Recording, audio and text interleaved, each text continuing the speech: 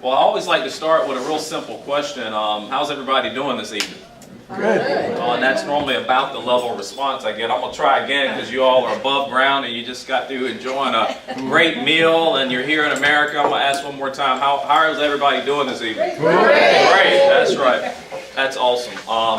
I am going to, my friend Virginia, who actually had a chance to hear me talk a little bit about this, and Kinston, I guess that was almost a year ago. It's been a while back. It's been a few months. Yeah, it's been a while back, and she invited me here to Wilson. This is not my first time in Wilson.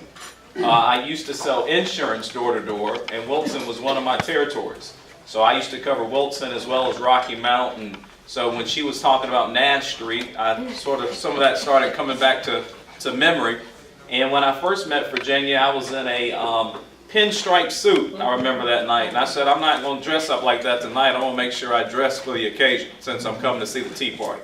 So we're dealing with some average hard-working folks, right? Everybody in this room is hard-working folks, right? Right. All right. So I am, again, thank y'all for allowing me to be here. I always like to share with you that I'm not a politician. All right? Good. I'm the other evil, greedy bastard. I'm not an attorney either. I'm an investment banker, okay? I always like to say, when investment bankers die and we go to hell, you know what happens to us, right? We become politicians. All right? All right, but I am the appointed chairman of the North Carolina Energy Forum. And the North Carolina Energy Forum is a nonpartisan group. We're a statewide organization. Right now, there is a national Vote for Energy campaign that's going on, and every now and then you may see some commercials that say Vote for Energy or American Energy Works or something along those lines. North Carolina, along with 26 other states, is participating in that campaign, and it's engineered around a message around Vote for Energy, which is what I'm going to talk about tonight. I also recently got appointed to the Governor's Energy Policy Council. So I do work a little bit with the administration and North Carolina Deaner, as well as our legislature on energy policy. And one of the things that we're celebrating right now is that we just got Senate Bill 820 passed in the latest session, which is essentially going to allow us to do more onshore energy exploration here in North Carolina. And I can talk more about that if you want to hear specifically about the legislation. One of the main things that I like to talk about when I come out and talk about energy is just the American dream. I think so many of us, we believe in the American dream, but there's many of us that have sort of forgotten the American dream. Let me ask you a question as I get into this. How many people in here would actually consider, by a show of hands, how many people would consider themselves an energy voter? Who's an energy voter? Energy voter? All right, I see a lot more hands in here than I normally see because I must have a really smart audience. I always like to say everybody should be an energy voter, right? How many people had to drive here tonight? That's everybody. How many people actually care about what it costs for that gas that you had to put in that car tonight, right? It's getting pretty cold outside. It's going to be 30 degrees tonight, I heard. How many people care about what it costs to heat your home tonight, right? And we all just had this great meal. How many people care about what it costs to have that great meal, all right? So energy is something that is really pervasive throughout the entire economy. Energy really touches everything. It impacts how much it costs for you to get from place to place. It impacts how much it costs for you to heat or cool your home or your office. And it even impacts the cost of food as well. Energy is all around. So we always like to say everyone is an energy voter and certainly should be aware of that. I'm from Winston-Salem. That's where I came over from. My company is based in Greensboro, and I now live in Kernersville, which is a little small town in between Greensboro and Winston-Salem. But when I grew up in Winston-Salem, I grew up in what I would call a little shotgun house. Some of you older folks in here might know what a shotgun house is. Some of you younger folks may not know what it is, but a shotgun house was, they'd say you walk up on the front door, and if you fired a shotgun through the front door, bullet would go all the way out the back door. So that's why they called them a shotgun house, a little small house. You could almost fit two of my houses inside of this room right here. So I grew up extremely poor, and I was very fortunate, coming up in the neighborhood I did come up in. My neighborhood was really infested with drugs and prostitution and all types of crime and violence and so forth. But I was really fortunate because my grandparents were two people who raised me. I actually came up with my grandparents. My mother had me when she was 17 years old, and my father ran off immediately, and I never got a chance to meet my dad and that whole deal. But my grandparents were two people that cared about me just very deeply, and they really planted some really great seeds and some principles inside of my spirit. And I think that's what allowed me to sort of grow up the way that I did. And one special thing that my grandfather really believed in, and so many of us are losing touch with, is the American dream. Right? It's the American dream. You know, my grandfather believed that we live in the greatest country on earth. That's what he believed. Now, I'm going to say that again because sometimes we don't hear that anymore. That's right. You know, the media would have you to believe we don't live in a great country any longer. Even if you go around and talk to some people, they would have you believe we don't live in a great country any longer. I'm even convinced some of our own elected officials don't believe we live in a great country any longer, just by some of the decisions that they make. So let me say it one more time. And when I say it, I want to make sure everybody gets the clapping in here. We live in the greatest country on earth, right? And if you live in North Carolina, then I believe we live in the greatest state in the greatest country on earth, all right? And if you're not from North Carolina, all right. Now, you know, my grandfather believed in the American dream because he fundamentally believed that we were really fortunate to be born in this country at the place and time that we've been born in, right? At this point in human history. And he taught me to believe that I had to use my life, my entire life, my life's purpose, to make a significant contribution to the greatness of this country. And I would bet a lot of people in this room, you teach your children that, you teach your grandchildren that you've got to serve this country and you have to make a significant contribution. But the reality is, too many people no longer believe in the American dream, right? I mean, we go around town, we talk to our friends, we see it all around. And it's frustrating to witness so many of our fellow citizens who no longer believe in what we call the American dream, or even the future of this great country. And I say it's frustrating because I really believe there's no other country on earth that possesses the wealth of creativity, the same level of innovation and entrepreneurial talent that we have here in our young country. You know, the value that we place on free markets, the value that we place on liberty and service above self has enabled us to create an unmatched world power right here in America, right? But let's be honest. You know, why should our children and why should our neighbors believe in the American dream any longer? Let's be really honest about it. Right now in our country, close to 5 million people in this country are still considered long-term unemployed, meaning that they've been out of work for probably greater than 6 months. Right now here in this country, food and energy costs are skyrocketing, while at the same time when you pick up your check every Friday, it gets a little bit smaller. That's what's happening in the greatest country on earth right now.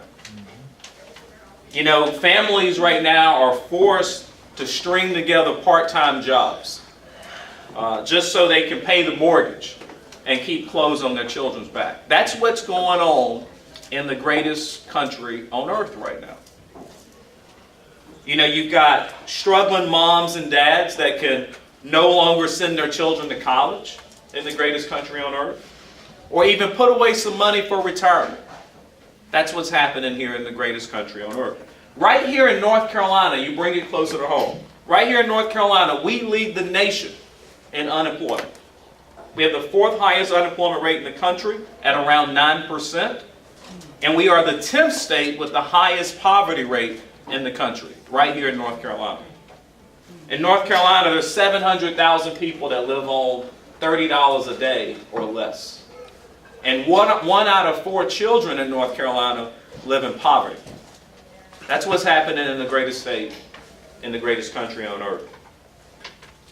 And all of this is happening simultaneously while our elected leaders fight and they squabble over a lot of ideological differences, but they constantly fail to offer us a big vision that's going to inspire all of us to be hopeful again in the future of this great country. You know, for many Americans, the American dream has simply become the American nightmare. And that's what's happening right now in America. But I don't believe that you should ever count America out. And my grandfather didn't believe it either. So my grandfather grew up in the Depression, so he used to talk about this time all the time.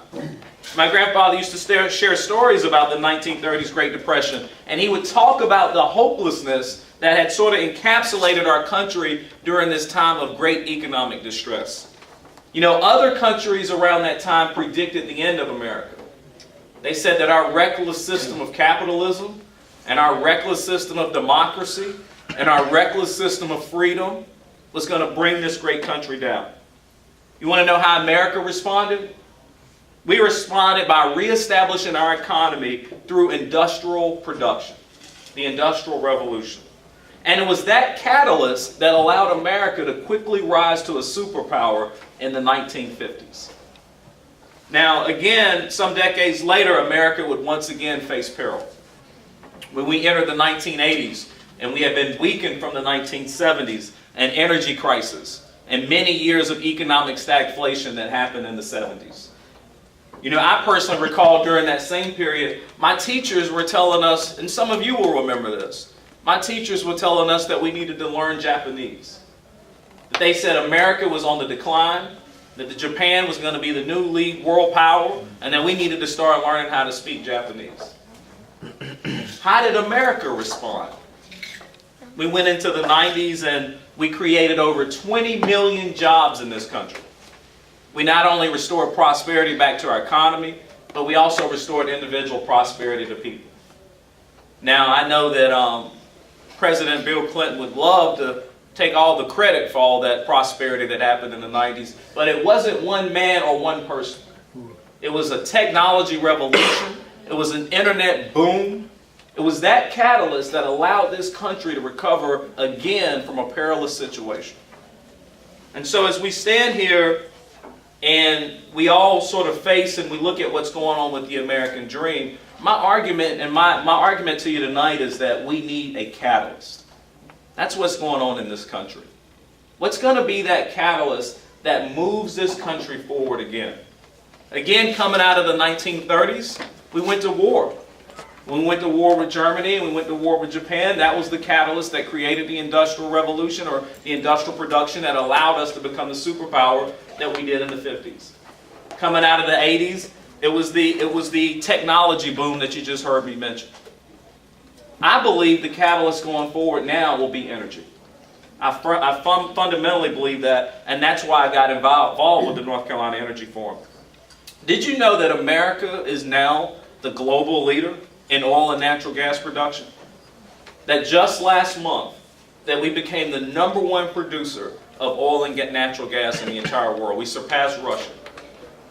Not a lot of media was talking about that, right? That's what's happening right now here in the greatest country on earth. Now, little is known about this powerful truth that's happened in America. We've had a big surge in domestic energy production here in this country. And it's that surge in domestic energy production which is allowing our economy to start growing again. We just got a GDP report today. We saw 2.8% growth in the third quarter.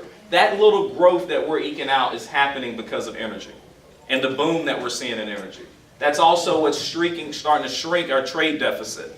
We're not sending as much money to countries that don't like us too much because we're realizing that we've got a bunch of energy resources right here in our country.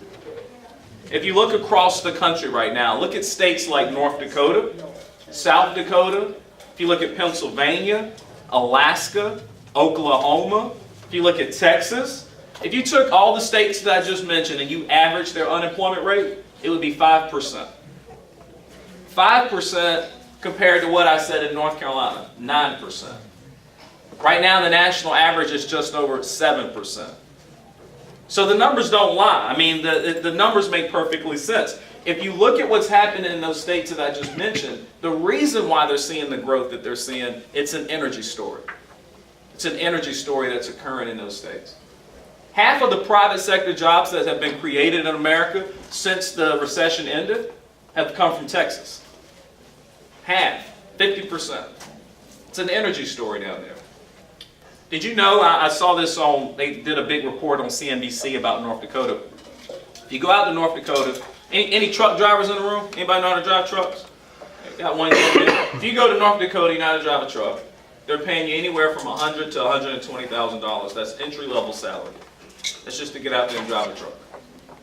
That's what's happening out there. You know how much you make if you work at McDonald's in North Dakota? You make $20 an hour at McDonald's in North Dakota. The reason why is the labor market has gotten so tight there that that's what they have to pay people to come flip hamburgers. When I first heard this, I almost got on a plane. I almost quit my job. So I can flip hamburgers for $20 an hour. They're giving away $5,000 signing bonuses to people that come work at McDonald's. So that's how hard it is for them to find people to come work there. The unemployment rate in North Dakota right now is 3%. 3%. And a couple of years ago in one of their legislative sessions, you want to know the debate that their legislature was having? They had an extra $1 billion in tax revenue, and they didn't know what to do with it. They were talking about ending property taxes. Wouldn't we love to be having that discussion here in North Carolina? Instead of the discussion that we just had on how do we fill multi-billion-dollar holes in our budget. We haven't seen a surplus here in forever. That's what's going on in these states where energy production is being unleashed. That's what's happening there. We know right now if we expanded offshore energy exploration in the Atlantic outer continental shelf, we could create 145,000 new jobs. 145,000. That would actually generate $6 billion in new tax revenue and about an $11 billion economic impact that would hit our state. That's if we just expanded offshore energy exploration. So let me be clear, the numbers reveal to us that we have a tremendous opportunity ahead of us, not only for our country, but also for our region and this state specifically. And I think we have a critical responsibility to our families, to our neighbors, to our children, right? To do whatever it takes to implement a vision that may stretch our abilities, but leverage the many resources that we have in this great country. You know, again, I believe that the way we restore the American dream in this country, we have to have a catalyst, and I believe that catalyst is done through energy. Now, what do we advocate at the North Carolina Energy Forum? We are in favor of what we call an all-of-the-above energy strategy. We certainly believe that wind and solar and the renewable technologies, those are all very important. But the reality is, right now in our country, only 3% of the energy demand is met through wind and solar. 3%. 62% of the base load energy demand in this country right now is met through oil and natural gas. 62%. So the reality is, in our lifetime, as much as we may like it, in our lifetime we will not see technology in the wind and solar industry that can supplant the fossil fuel technology when it comes to base load energy demand. And we have to face that reality.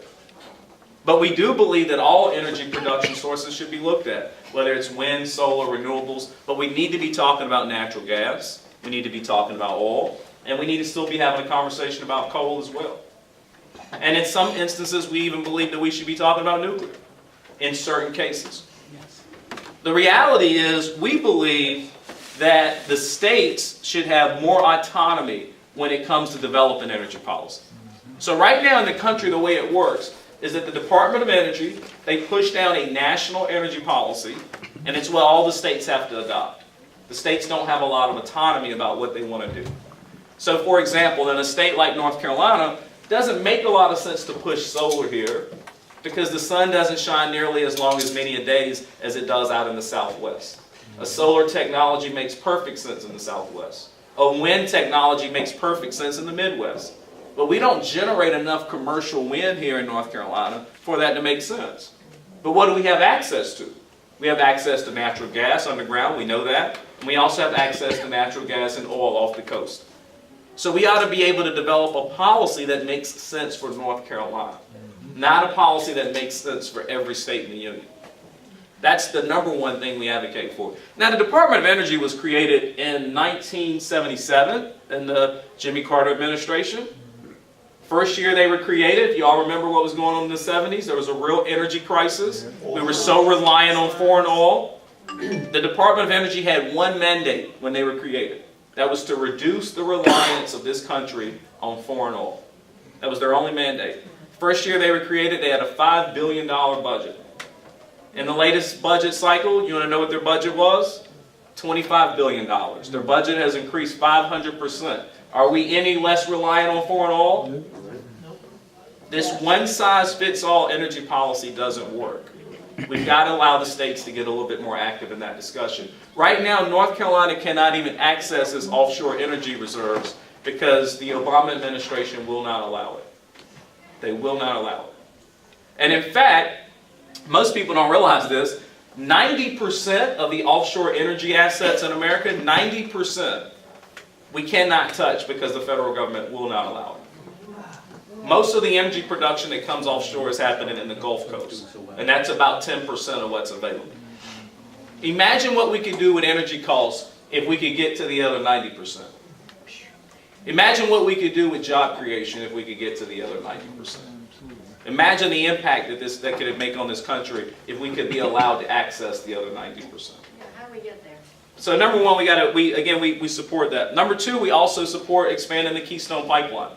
We think that creates 100,000 jobs. But again, that's the Obama administration has signaled that they are not going to allow that. And we also think we need to open up more federal land onshore for hydraulic fracturing. So right now in North Dakota and some of the other states that you heard me talk about, a lot of the energy production, in fact, pretty much 100% of the energy production happening in those states is happening on private land.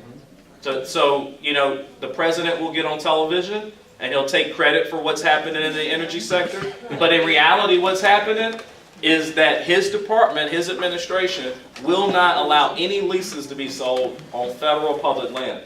This administration has nothing to do with the energy boom going on in this country. These are private citizens that are allowing those leases to be sold. It's a very, very important to do. Important to know. So, to your point, because you already jumped ahead of my presentation, what can you do, right? Now, your fearless leader here, he's already told you a bunch of stuff that he wants you to do, and here I am, I'm coming up after him, and I got more work that I'm trying to push down on you. And I know everybody in here, they've got their own lives. I see some children in here, probably got grandchildren. You got revival at the church on Wednesday night, and Girl Scout meetings, and Cub Scout practice. You got plenty of stuff to do. You probably got jobs. You don't have you say, Algenon, I don't have time to be taking on another responsibility. I don't have time to be worrying about something else. Ladies and gentlemen, I drove all the way here from Kernersville to Wilson tonight to tell you that you don't have time not to. You no longer have time not to. We have reached a critical point in American history. We really have. $17 trillion in debt.